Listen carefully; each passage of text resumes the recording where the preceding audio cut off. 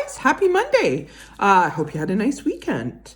It is a beautiful day outside. I am going to read my 2 chapters and then I'm going to go play with my boys who are having an extended outdoor recess right now.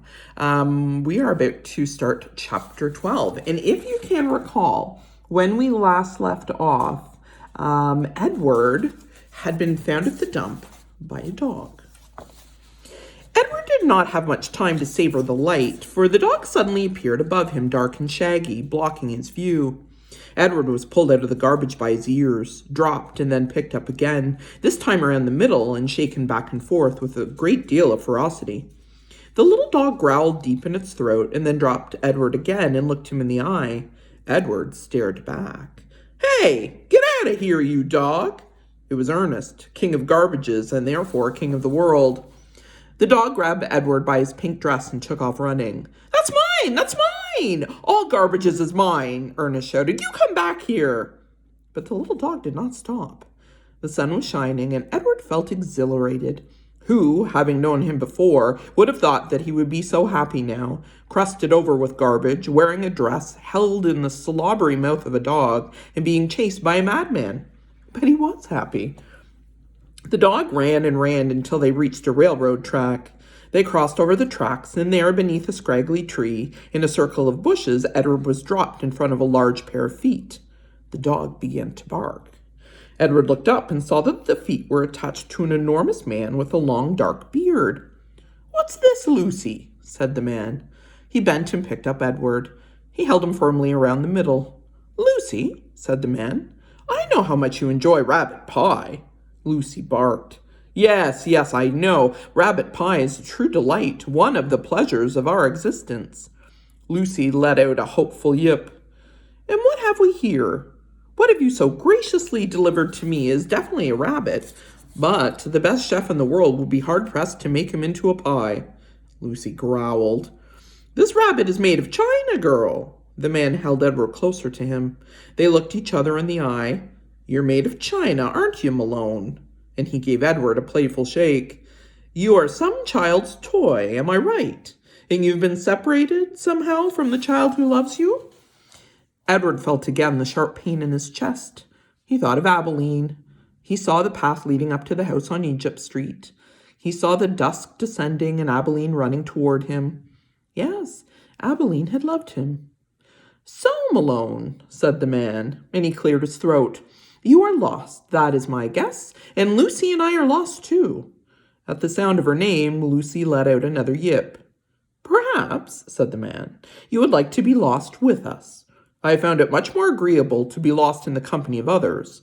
My name is Bull. Lucy, as you may have surmised, is my dog. Would you care to join us?" Bull waited for a moment, staring at Edward, and then with his hand still firmly around Edward's waist, the man reached one enormous finger up and touched Edward's head from behind. He pushed it so it looked as if Edward were nodding his head in agreement. "Look, Lucy, he's saying yes," said Bull. "Malone has agreed to travel with us. Isn't that swell?"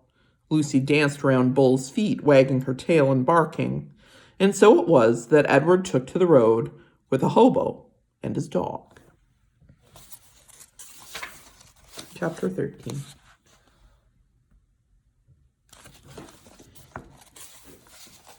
They traveled on foot. They traveled in empty rail cars. They were always on the move.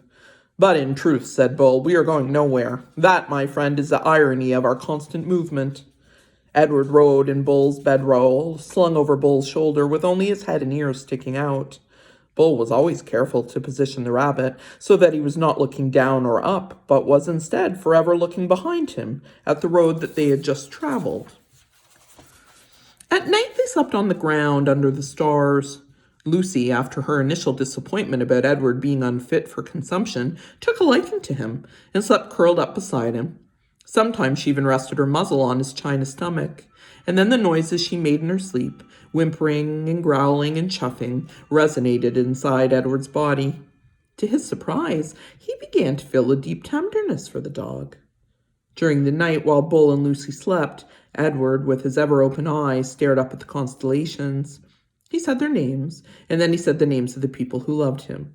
He started with Abilene, and then went to Nellie and Lawrence, and from there to Bull and Lucy, And then he ended again with Abilene.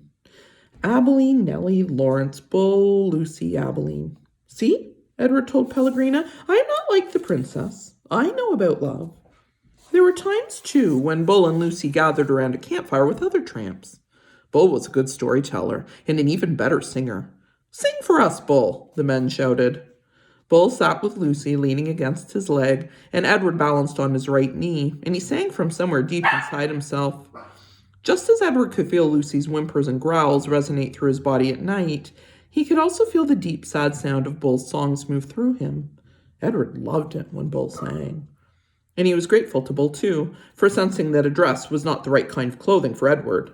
Malone, said Bull one night, it's not my desire to offend you or to comment negatively on your choice of garb, but I'm forced to tell you that you stick out like a sore thumb in that princess dress.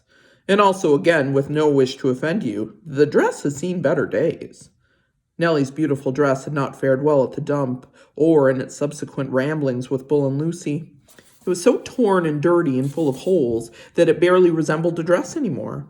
I have a solution, said Bull, and I hope that it meets with your approval.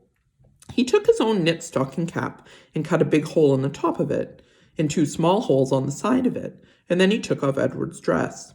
Look away, Lucy, he said to the dog. Let's not embarrass Malone by staring at his nakedness.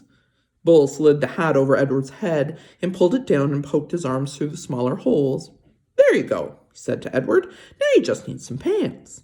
The pants Bull made himself, cutting up several red handkerchiefs and sewing them together so that they formed a makeshift covering for Edward's long legs. Now you have the proper outlaw look, said Bull, standing back to admire his work. Now you look like a rabbit on the run. All right, guys, have a wonderful day. I will see you tomorrow.